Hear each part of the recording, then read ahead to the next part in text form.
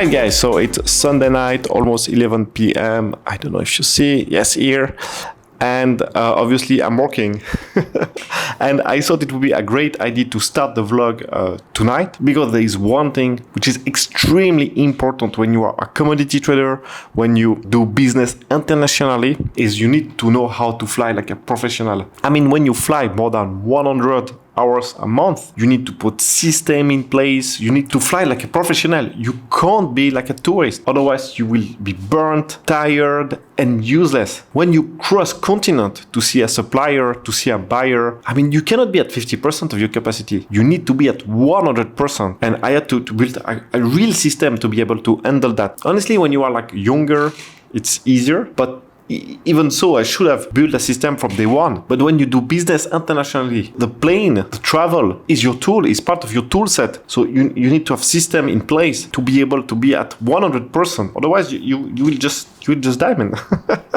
Die of exhaustion. So yeah, I have a long flight Tuesday, and I will be staying like a few weeks in Europe. So then I need to adjust my time zone, because usually when I travel for a few days, I try not to adjust my time zone. But here I will have to. And then yes, I will explain my full process, what I do before the flight, during the flight, and after the flight, to adjust as fast as possible and to stay as much as possible mentally clear and sharp. All right, I can start with this first pro tip. So I use an app called Time Shifter that basically tells you exactly when you can drink caffeine, when you need to go to sleep, and so on, to slowly adjust to the next time zone, and also what you need to do during your flight. So for instance, here I have my next flight to Geneva in 2 days, and then I can see that I shouldn't be drinking caffeine, and that I need to be asleep by midnight.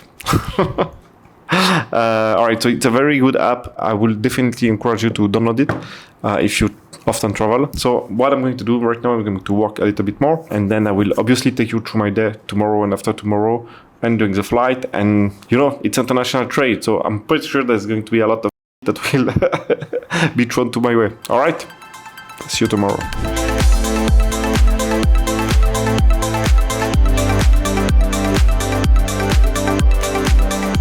All right, so let me explain how difficult it is to make international payment. I mean, the bank, they are crazy. So we had a deal, quite simple deal. So the product was aluminum scrap from South Korea to Thailand. And we basically had to pay the supplier from a Singapore entity to a Dubai entity. All right. So the Singapore company made the payment 1 month ago, and the payment was on hold in Dubai, because I think in the instruction of the payment, the Singapore entity said something like Korea.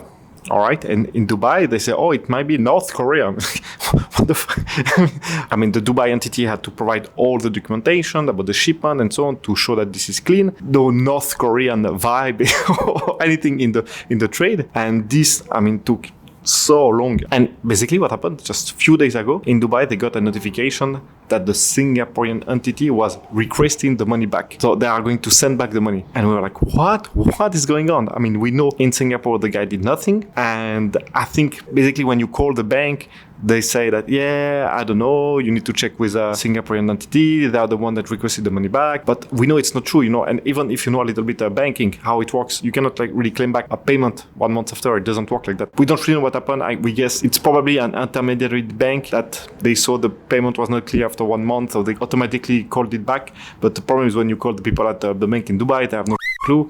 When you call at the bank in Singapore, they say they have no idea, this is not them. And you know, you speak with the representative doesn't have all the information of the back office and so on. So it's a huge pain in the ass. And for the guy in Dubai, I mean, they should have used this money to make other trade. So now they are, I mean, the cost of this money withhold for 1 month, and now we don't know how long it's going to take, because the money is going to be sent back to Singapore, I guess 1 week, and then we need to send it back to Dubai.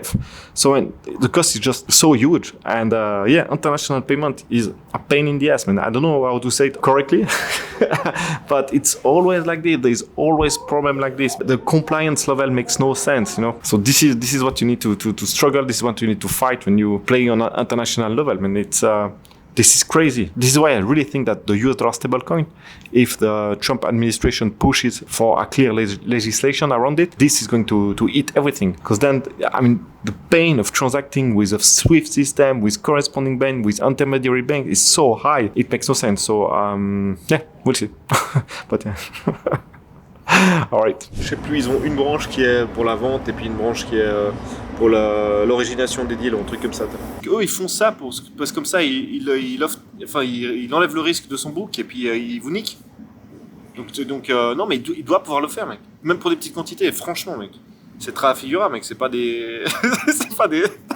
Techniquement, ils peuvent le faire. Peut-être ça leur fait chier après parce que vous êtes trop petits, mais ils peuvent le faire, mec. So they would be okay to finance as a buyer in China 30 days after cargo arrival or not?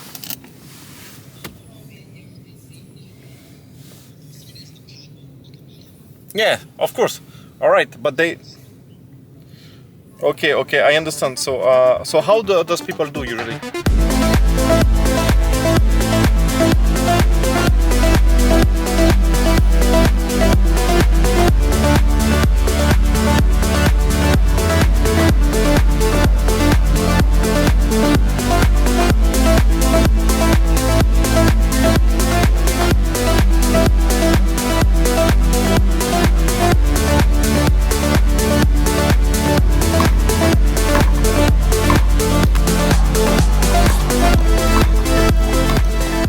Alright, so as you could have seen, I went to do a bit of sport, a bit of activities 2 times today, and I went also to get an IV drip. So it's basically vitamin that helps your body against inflammation and stuff like that. So I mean, this is really important. When you travel a lot, it's extremely taxing on your body, so you need to be in peak physical shape in order to sustain it. I mean, obviously, when you're like 22 years old, you don't need to do all of that, but the older you get, the harder it is. So yeah, seriously, be mindful about it because it really, really helps. Now, one thing I wanted to talk about, deep philosophical question that all big travelers always ask themselves. Has Hamlet, the English writer, said business class to take or not to take?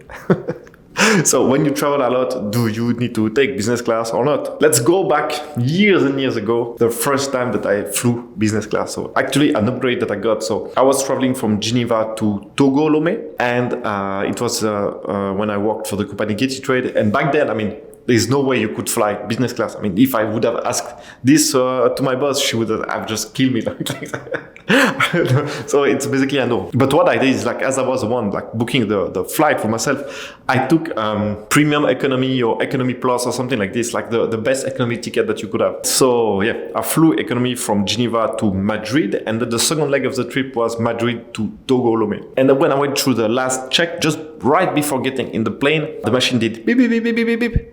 And then the guy looked at me and said, "Sir, I have a good news for you. You've been upgraded to business class." Man, I felt so good. I was a kid. I was like, you know, I was not really used to like business trips. I was like, yeah, man, this is my time. They saw it that I was going to be a big businessman. So they upgraded me. You know, you start to think like really I was so happy with that. I think I was like thrilled. So I work, so from the gate to the aircraft. And when I arrived at the aircraft, I saw that the business class in that plane was like not a real business class. It was just like normal seat, but you have like nobody between you and the other guys. So I was like, oh no. But man, so yeah, I would remember that my entire life. Like, I was so stoked, and then I entered to the plane. I was like, oh no, it's a normal seat.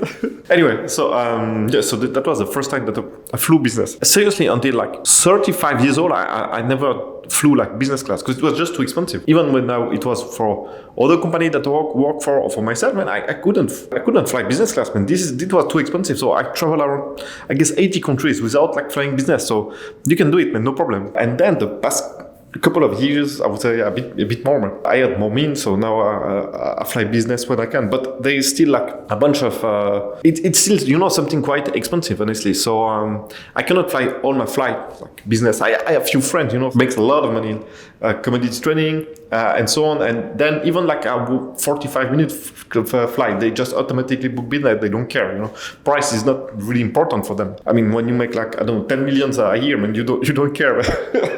So obviously I'm not there. So yeah, so I don't really fly always business class, and when it's too expensive, I can't. So basically, I have few rules when should I fly business class or not. The first one is if it's way too expensive, I won't do it.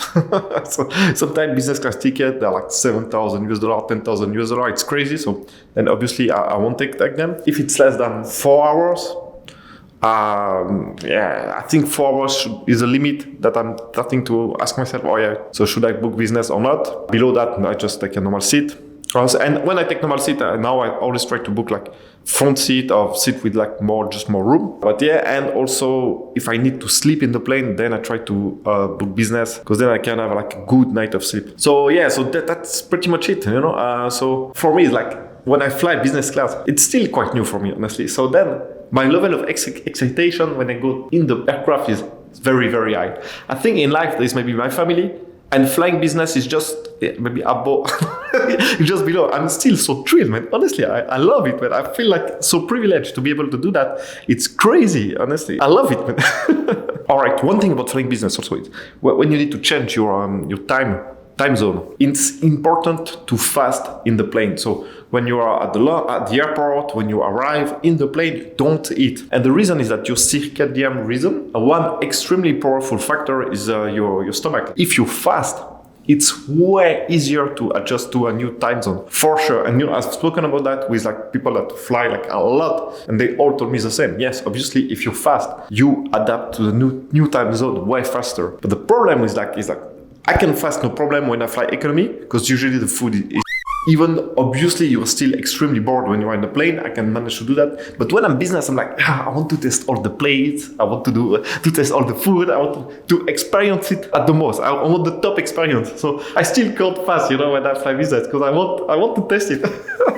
That's it. So yeah, so business or not business. As I said, obviously I travel a lot without like in the normal economy classes. It works well, no problem. But then when you are like at my level where it's expensive for you, but it would make sense in some ways, try to have some rules about when you want to look at it and when you don't want to look at it. And obviously, I hope that in few years, for me, it's not going to be even like a question, and I will always be able to take business class ticket. All right, let's get on with the day. I still have a lot of emails to do. I will do the call later today when I'm on the way to the airport. And still, I have a lot of things to tell you about how to fly like a professional, but we'll do that in the plane. All right, guys, so now I need to pack, I need to take a plane, but before that, let's speak about equipment. Obviously, when you travel for work, you only take a carry-on. So I used to be a Samsonite guy, so I think I used this carry-on for like 5 to 7 years, but now there is something better, way better. This is a Remova carry-on. It's the best one, it's the largest one. I mean, look at all. So there's a lot of space inside, a lot of compartment, you can put a lot of stuff. Usually I put the clean clothes here, and then the dirty one there. And so I love this luggage, and look how well it rolls. All right, guys, look at how well it rolls. They see me rolling. They hate it.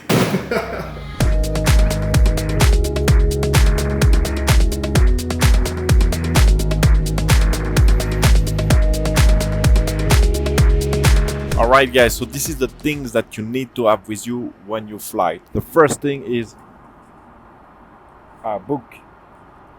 You need to have a book. If you look around, nobody is reading right now. Everybody is watching TVs. So you don't want to be like everybody, man. You want to be different. So read books. Elevate yourself, man.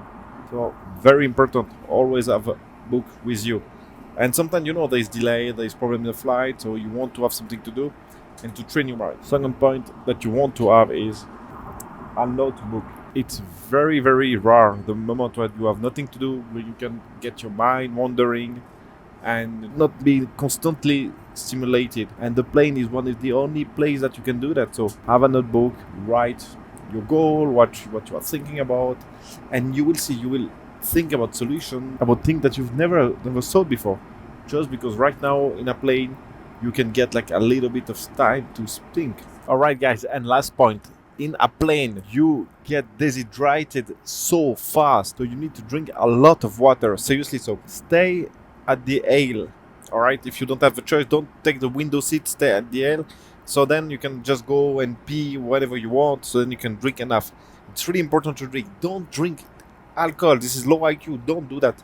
It's all right. So this is hydrogenated water. It's basically water with hydrogen.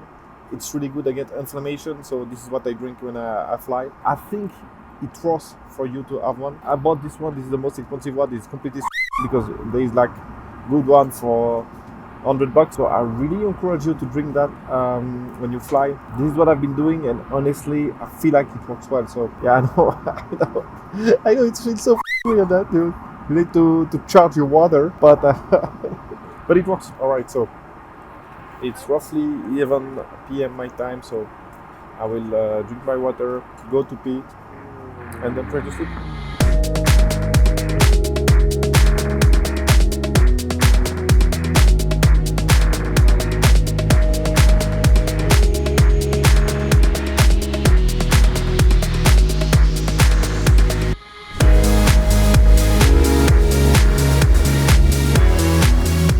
Alright guys, so I'm in Geneva. It's been a few days since I've landed, and I can tell you that I really managed well the jet lag. I think I only woke up one time during the first night, and that's pretty much it. So it's to show you that this protocol works. Also, one thing that I use, and I forgot to tell you guys, like when I go to sleep at destination, I always use those three components. So we have melatonin, obviously. Then I also take magnesium. It's basically to relax your body, to get you in a good state, and also L-theanine, and this one is more for your mental clarity. It basically helps you with recovering faster your neurotransmitter, so basically you can get to sleep more easily. And then the last one is L-arginine.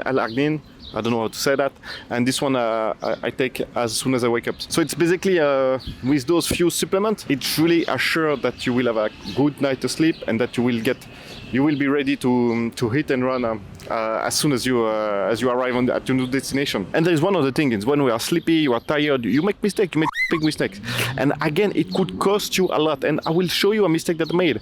I will jump on the computer and I will show you what I answered to a bunch of email, and that was completely for me. You know, when you are tired, you are easily triggered, and you do stuff. So again, it's to show you guys like how important it is when you want to act as a professional to handle well your time zone change and your travel. Yeah, I will just open my computer there and I will show you those emails. I mean, you'll see, it's funny, but man, I should not have done that. It was not wise. All right. Alright guys, so let me show you what I mean by mistake. So while I was tired by the jet lag, I received this email. So let's review it together. I hope you are both well. Following our February proposal regarding chrome concentrate supply, we have taken decisive action to accelerate this relationship. Alright man, it feels already like it's ChatGPT that is writing this, but still man, a good email. I didn't remember from that guy from February, but anyway, I was like, okay. This company has fully funded position of 500 metric ton of chrome concentrate at City Deep this week. So, and for you to know, guys, so City Deep is a place in South Africa where basically there's a lot of people that send chrome there. So then it can be stuffed and be shipped to the port and then to India or to China. All right. So, and basically there's this email, but there's one thing that was extremely funny. Is like, he said that this is his target price, or 410 per metric ton delivered to City Deep. So when I saw the price, I was like, man, what is going on here? Then payment term via escrow. Okay, this is also something that we don't do. And then, yes, all right. So I saw that, and I should have just stopped here the email and just archive it and then do nothing. But as I was like tired, I made the fatal decision to reply to it. And also for you to understand, so when the guy says that the price is 410, if we review the main chrome indicators, so it's ferroalloy, and you can see that for 40% here, let's say by containers, the market price, or like offering price, right, market price is basically $260, let's say. CIF China, for your information, from DDP City Deep to CIF China, you roughly need to add a bit more than $100, all right? So basically the guy is stating that, I mean, he's trying to sell to us a chrome for more than double of the market price. So this is obviously it's a f***ing joke. The guy doesn't know what he's doing, and this is just a complete joke. I should have just let it be and don't waste my time. But I answered, and this is what I answered. Hey, your price is out of this world, maybe from the dream world. I thought that was funny, but Conch concentrate is sold at the 270 in China. Again, in payment, we only do test and pay, no escrow. And obviously, when you answer that, the guy answered. Yeah, again, completely a ChatGPT answer. But man, basically, if you read that, the guy said that he has a very good product, that it's clean, that we cannot compare C-flow grade with local FOB premium. Yes, man, obviously we can compare it. And anyway, the guy answer, lose again 2 minutes of my life just to see this ChatGPT answer. And then I just replied, lol. And man, that was not smart for me, honestly. This whole exchange was not smart for me. It's a waste of time for me. It's probably a waste of time for this guy because obviously he doesn't know what he's doing. And by just answering lol now is very for me also because this guy is just learning, you know. He's trying to do something. And maybe in 5 years, 10 years, he will be a market player for whatever reason. You know, now it's look like extremely what he's doing, but maybe in 10 years, he could be a major player. And by just making fun of him, like by lolling him, it's just not smart. It's completely from my part. So my point is when you are tired, you make a mistake. This is obviously a very small one, but you could have made a way bigger mistake, like sending the wrong price to someone, or something that I did. Oh my god. Another thing that I did in my past, man. We had a back-to-back deal. Same Incoterms, same stuff. And I sent the sales contract. I sent the sales contract to our supplier. So then our supplier could see the money that we make, the exact margin that we make, because I sent him the sales contract instead of sending him the purchase contract. And I did that. I mean, I was an employee. I can tell you my boss was not happy, man. She was not happy. Almost got fired. Yeah, retarded mistake. So yeah, when you are tired, you are not a trap, and you can make mistakes. So please be extremely mindful. What I've just shown you about all my protocol to make sure that I minimize my jet lag and that I fly in perfect condition. It's not something that I do because I have the luxury to do it. It's something that I do because I have to. Otherwise, you make a mistake, you lose money, you burn relationship. Alright, so that's it for me today. I hope that you like the video and that you learned something. And see you next week, citizens of the world. Ciao.